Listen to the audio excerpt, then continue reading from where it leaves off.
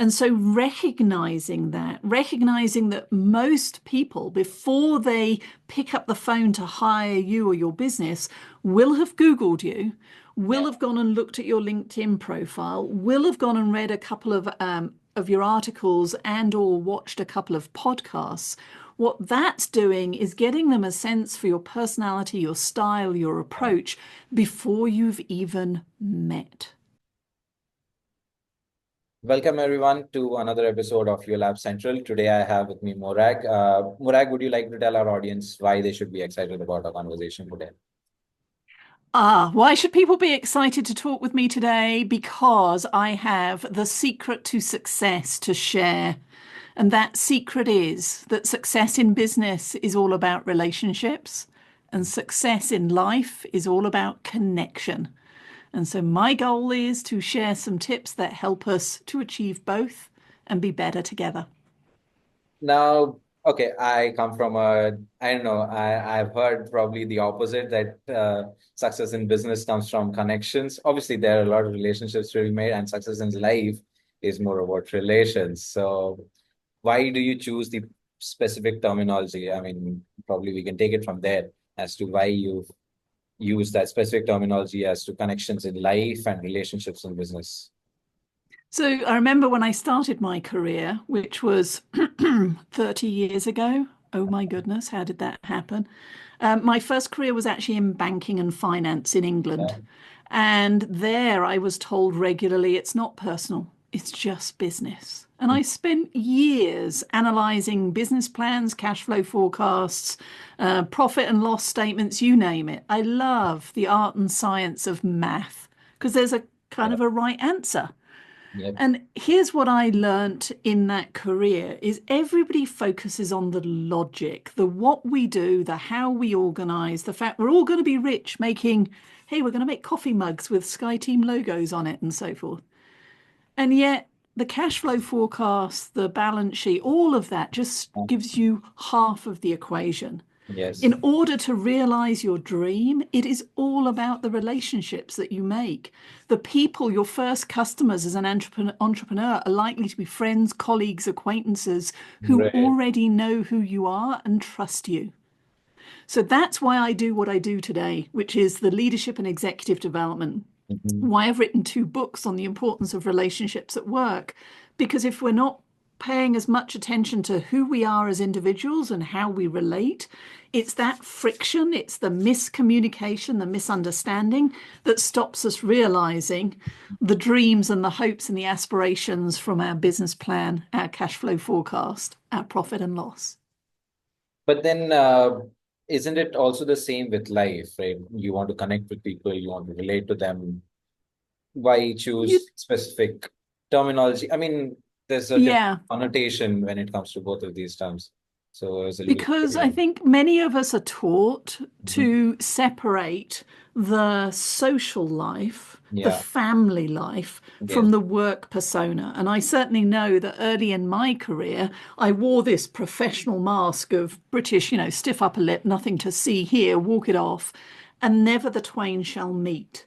And so we tend to approach our friends in life in a different way to the friends that we actually need at work in order to Right. succeed. And so by allowing people to look at the similarities and differences in how do I show up in my fun persona and how can I bring more of that into my work persona so that life and work become more braided and we can be more of our authentic self and make life lighter, both for ourselves, but also for the people we're working with and working for. So it's not it's probably I relate to this a lot. It's just that I asked that question just because it sounded more interesting with how to start the whole thing. But yeah, I totally agree with you that trying to create two split personalities for work and personal is not the way to go. I've had empty problems with them. I mean, it's always been an issue with me. My both these personalities have been intermingling, and it's pretty great. Worked out good for me. I mean, my office friends would say something different, and obviously that is going to happen. Mhm. Uh, So when you talk about this to your audience, right? How do they take it? I mean, because there's a lot of stigma when it comes to bringing personal kind of relationships to work in your coworkers, right? In between coworkers. So how do you challenge that stigma? So it depends really on what the initial issue is or the aspiration is of the leader that I'm working with. So in the work that I do at SkyeTeam, and SkyeTeam is now 18 years old, and I've had the opportunity to support more than 15,000 leaders from 20 countries and on 6 continents. What has become clear to me, it doesn't matter what industry you're in, what stage of your career Yeah, you are in, it is all about the who and the how we work yeah, together that makes or breaks career reputations every day. And so when I'm working with leaders, they're usually very successful. They have the technical expertise, they know how to run their team and yeah, organization, but they're making a leadership pivot where it is no longer about achieving results through their own efforts as an yeah, individual contributor. They're no longer maybe managing a team and yeah, results responsible for results through others. right, They're now stepping to a leadership level where they need to now start influencing and leading horizontally, caring as much about the success of their peers yes. as they are about their own team and their themselves. Mhm. And that takes a shift because we need to focus and start looking at success as not being a scarce resource, something to be hoarded, but starting to look at success with abundance and generosity, with curiosity around how can I help you succeed today? Right. Because if you are better today, then chances are it's going to have a ripple effect and help me to be more successful. Now, I mean, what I've seen with people who've grown the corporate, who've gone up the corporate ladder, or entrepreneurs who started small and then gone up, is just that they have connected to a lot of people across their network and have had good relationships with them. But then, I don't know. I mean, your audience, the leaders that you work with, uh, do they have that kind of aloofness when when they come to you saying that yeah, we now want to make relationships with our peers or the employees that we are working with, right? Is there, do you see that aloofness, and does that cause a problem, or is that something that you don't need to tackle because they've climbed that ladder gradually and then they've brought people up with them? So I can share my personal experience here, and then I'll bring it back to the executive coaching and the work that I'm doing with leaders. So when I left my corporate career, which was after 25 years, so I spent 15 plus years in finance, I then moved into leadership and executive development, working for an American telecom company, which broadened me to a global perspective. Yeah. And that's what also brought me to living and working here in America, based in Colorado. And when I left that telecom company, at that time, several thousand employees spread around the world. And then I launched SkyeTeam. And it was me, myself, and I. Okay. And it was pretty lonely. Yeah. And I had to redefine my definition of team.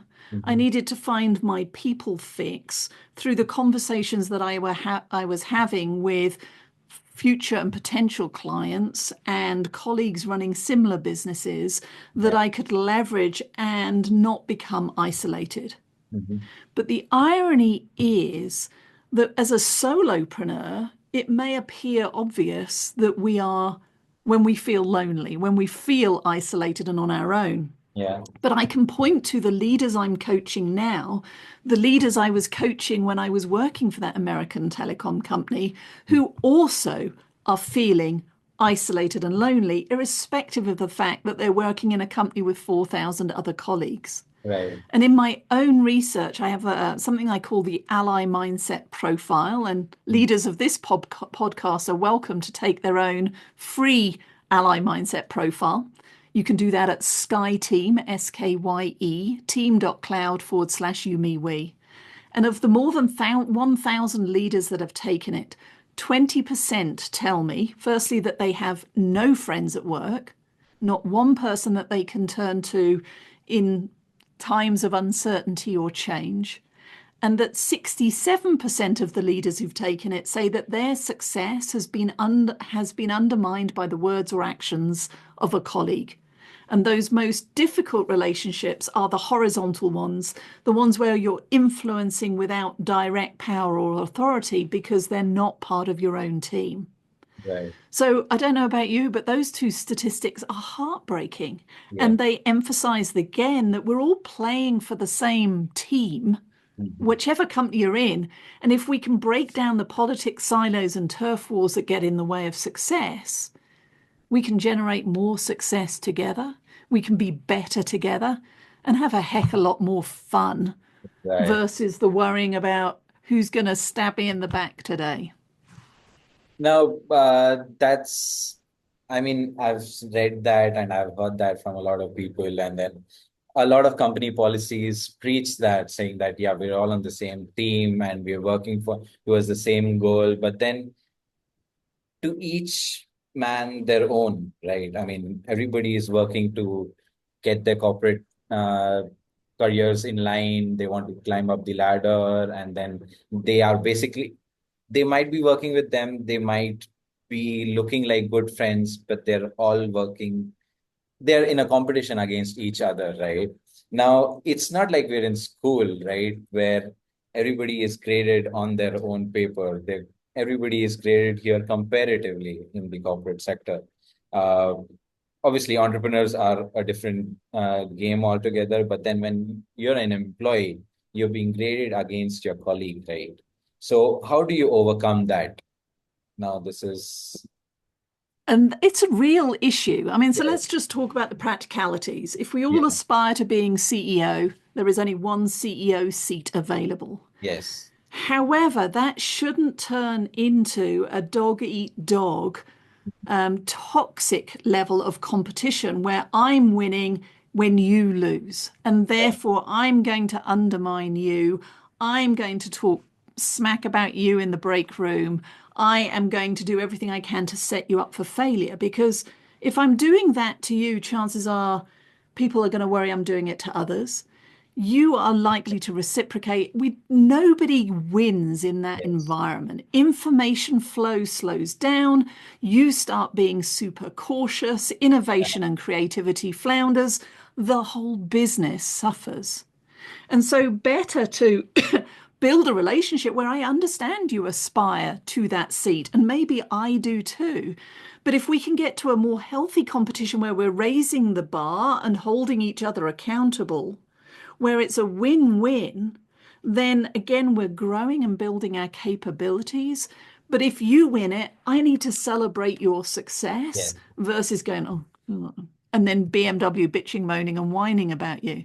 Now, it may come to a point where I'm not going to get that seat I aspire to in this company, but at least if I'm learning and growing, if and when I choose to leave, I'm telling others a story that says, yeah, go work there. Because Aditya, I mean, he coaches and mentors. He's what helped me to get this role, but at this different company. mhm, Now, if we're doing it this way, chances are the story I tell when I leave is, oh God, yeah, you don't want to go and work for him. Don't go to that company. It's toxic. And yeah, again, it suffers because we can't attract the talent that we need to innovate and grow. right. So, this whole how can we win together? It isn't about being naive. It isn't about just giving up on our own hopes and dreams. It's about aligning so that we can work together to help us to be better together. Yeah, I mean, I was just about to mention that up. I mean, how naive can someone be and things like that, but you cleared that out. Thanks for that. So is this some, I mean, obviously one person cannot do it alone in a company. Everybody needs to be aligned. So is this something that you work with in a group, or is it something that you take up personally? Because these values obviously need to come from inside as a person, but then you can't be doing it alone and then expect everybody to be practicing the same thing. So when we talk about having this discussion, is it with everybody across the board, or is it in small groups? Because Yeah, So I would love to think it was everybody across the board, and certainly there is an advantage in trying to yeah, do so. However, it's one conversation and one relationship at a time. yes, Let me give you an example. Think about a boss that you've worked with in your career, somebody you would jump at the chance to work with again. yeah. Who comes to mind for you? So I had this one great boss. I mean, in my previous job when I was working uh, before my MBA. So that was I was working on a ship. So there's this guy named Rodney. Uh, a lot of thanks to him. I mean, the best mentor that I could get. He looked out for me. He gave me tips. I mean, there were two of them. So yeah, they were both mentors, they were both teachers, they were both there. They pushed me hard and things like that and everything. So that's who I would want to work again. But yeah, he's retired now, so I can't. Okay. Well, fair enough. So here's what I'm going to challenge you and to everybody listening to this podcast is whoever came to mind for you as the colleague that you would jump at the chance to work with again, send Rodney a message, even in retirement, that just says, "Hey, thank you for what you did. Here's what and how you made a difference, and I hope you're having a great day." Because here's the thing, when I've asked that question of thousands of leaders around the world, two things come to mind. Firstly, everything that we remember about the go-to leader is not about how smart they were or their technical capabilities. It's all about the fact that they coach and mentored you. It was around the relationship and how they made you feel. And secondly, when you send that message, it is an easy and quick deposit into that relationship bank account, one that either rekindles that relationship or deepens that relationship. So, for everybody listening, think about who you aspire to, send them the message, the person who's had an impact on you, because then the follow on question is who's thinking of you in that way? How do you want your leadership impact and reputation to be remembered? And then how do you need to show up? Where do you need to turn the dial up or down in order to make that a reality? And that's the thing about our relationships at work. They're not one way, they're two way. But they Yeah. don't happen by chance, they happen by intention and they happen by choice. And so when we ask others, when do you see me at my best? What do you see getting in the way of me being my best more often? That's the way we can get feedback and start to choose where, again, to turn that dial up or down to increase our success, both at work and in life. So talking about sending that thank you note, right? So I just happened to receive one thank you note from a senior, okay, who is not directly in my team, but we just colleagues who sit in the same office and do a lot of co-working around different things. And then I received that note, and there was no precursor to it. Yeah, he's currently posted in another city, and then he just sent it across, and I was like, why did he even send this to me? It was a pleasant surprise. I had no expectation, something of that sort, but it was a sweet little note that he had sent out. Then I just sent him a message like, hey, thank you, man, for this. I mean, I have no clue why you suddenly sent it out, but it means a lot, right? Maybe he heard me on another podcast. But here's the thing, how did it make you feel? That's right. So of course, it moves you, right? Having such a small little note saying, even if it just says thank you for what you've done, it means a lot because at least you know that someone's identifying that you've been putting some effort, or at least, I mean, I don't know if I put a lot of effort, or at least I feel I put Doesn't matter.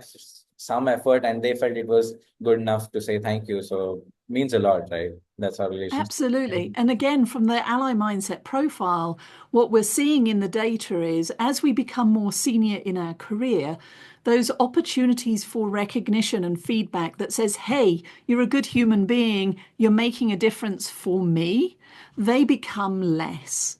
And so I encourage all of us where we see an opportunity to say thank you, to acknowledge the impact others are having, whether that's to people more senior to us, whether that's people who aspire to be us, who are junior to us in their career, or our peers, it only adds and deepens that sense of connection and strengthens the relationships, which, let's face it, when things are going well, it's easy to be a good boss or a good colleague. The Yes. true test is that investment in that relationship is what makes the difference for how we navigate change and uncertainty and times of stress and so forth.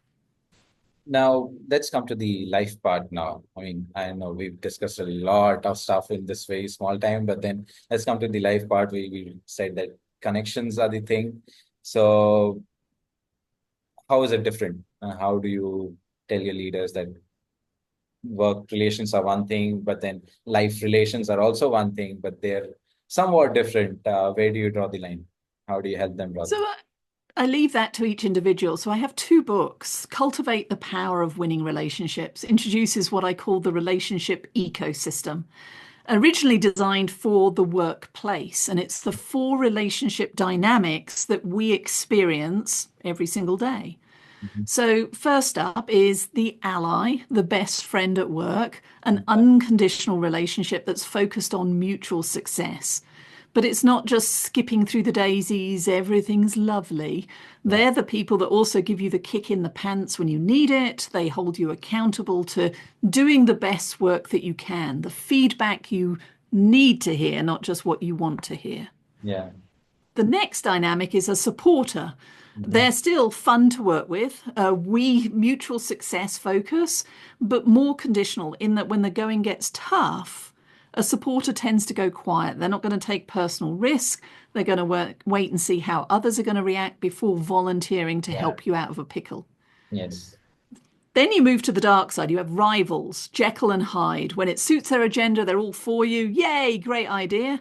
And when it doesn't, they're against you. They're going to be asking you tough questions. And so, in the short term, a rival can help you raise your game because leaders tell me they prepare the PowerPoint, they rehearse the speech, they double, they overprotect themselves. Yeah. But what's missing is they're not focused on the business decision that needs to be made. They're just focused on getting out and getting even and getting out alive.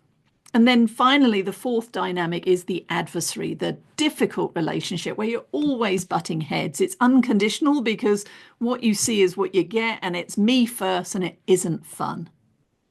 And here, the difference is that I have yet to meet anybody who gets up in the morning thinking, I want to be seen as a toxic boss or a toxic colleague or an adversary.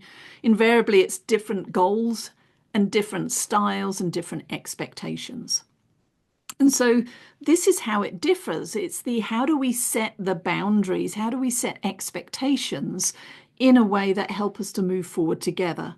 And that's where my second book, You, Me, We, Why We All Need a Friend at Work and How to Show Up as One, comes into play, because it takes that concept of the ally, the friend at work, and talks about the 5 practices that make you the go-to colleague versus the go-from colleague. Right. Okay. Now, both of these books, very specific, very useful, I'm sure.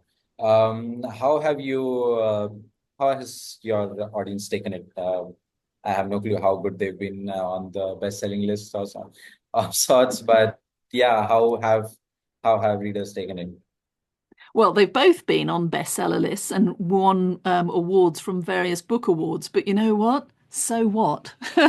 The key here is for each individual to take a look and then decide how does this make a difference for them? Yes. Because here's what I know is when you can adopt an ally mindset, when you can approach any relationship with abundance and generosity, i.e., how can I help you to be more successful and as a result to be more successful myself? That leads to the second practice, which we call connection and compassion, which is not just what can I get from you? Yeah. It's tell me your journey. Let me understand a little bit about your story and your whole life beyond just the job title or the task or the project we might be working on today. Mhm. Because when you have connection and compassion, that's when you have courage and vulnerability, where we're both more likely to take informed risk that moves the business and the relationship forward faster. It then results in candor and debate, the warnings of impending disaster, the feedback that you need to hear, but not just in a throw it and leave you hanging, but in a let's have a conversation about how we plan for and overcome those obstacles so that the fifth practice, action and accountability, we can help hold each ourselves and each other accountable to those ever increasing standards and expectations. And that's the secret, which is instead of assuming that you and I understand what's required, it's creating the conversation and the space for the feedback of, am I showing up as the best version of me and how is it helping? And vice versa, how can you show up in a way that helps me to better understand what we're trying to achieve together so that we're not stepping on each other's toes or we're not seeing responsibilities falling through the crack and then being disappointed because we've missed expectations for ourselves or missed the expectations of our customers. Now, let's change directions a little bit. I mean, we talked about relationships and professional relations, connections in life, but in this digital age, right? I don't know how you've uh, used social media or digital platforms, but uh, leaders these days have a lot to say, and they use these platforms. And even with these books that you've written, you must have used some form of social media, or you must be talking about it on platforms, right? Like this podcast. So how have you been using social media, and how do you suggest your uh, students or followers to say leverage these tools? Is it a part of your whole syllabus or idea, and how does it work out?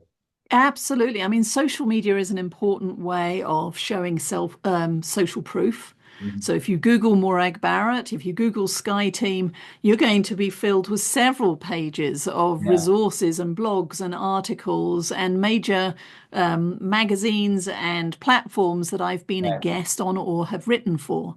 So Mhm. for anybody, the the barriers to entry are low. I mean, you can start your X account, your Twitter account, you can Yeah. start your Facebook page, you can start your LinkedIn newsletter. And I encourage you to do so because it's a way of helping you to articulate the value that you are bringing. It Mhm. helps you to refine your philosophy and approach to work and to life. And I approach it in that it is a way of sharing that message to many, and the podcast particularly, because each host asks slightly different questions and Right. has a slightly different perspective, which I find invaluable. Mhm. So, social media is an important strategy. However, I do it to share my message and to remind people that I'm here, that we are still in business 18 years in. But when it comes to converting to business, that is not my priority. All It's right. about leaving the breadcrumbs, the tips and tools that people can apply. And then if they wish to go deeper, then of course they can give me a call, speak to my team, and work with us either individually or as a team or as an organization to affect the change that they're looking to achieve. That's one thing that I've heard from quite a lot of people saying that we go onto social media, be it entrepreneurs or technical experts, that saying that we don't go onto social media looking for business. It's just that we put ourselves out and say that, yeah, we're here, we know this stuff, and here are little things that probably little learnings that we have, and probably we want to share it with everybody.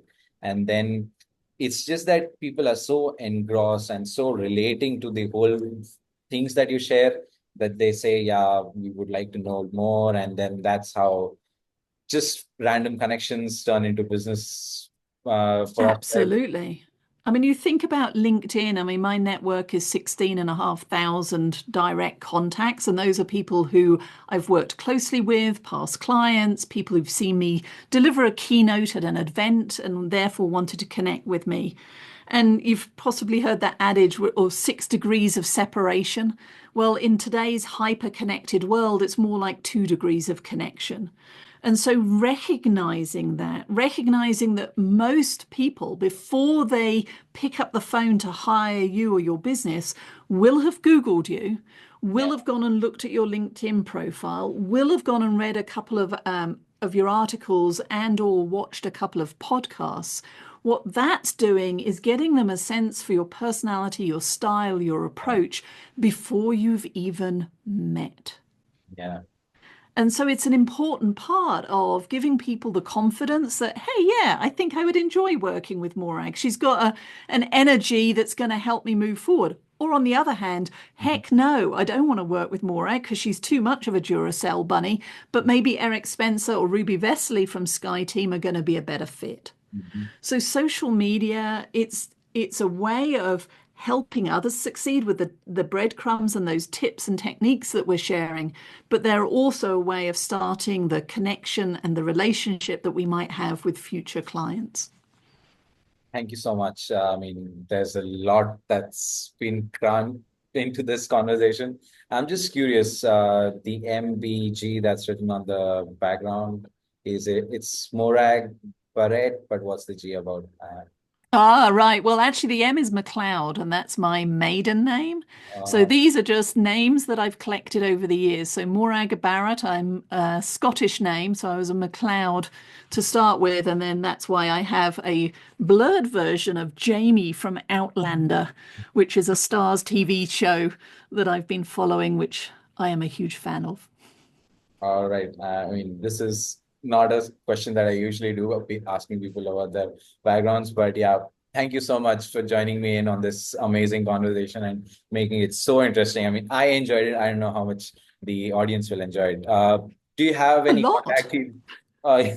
For sure. So, other than your website, where else can people connect with you? All right, so I have four things. Firstly, get your hands on, cultivate the power of winning relationships and you, me, we, why we all need a friend at work and how to show up as one. It's available in all formats and from your favorite retailers. Second, take the ally mindset profile, skyeteam.cloud/you, me, we, and get your first tips on how to show up as a go-to colleague.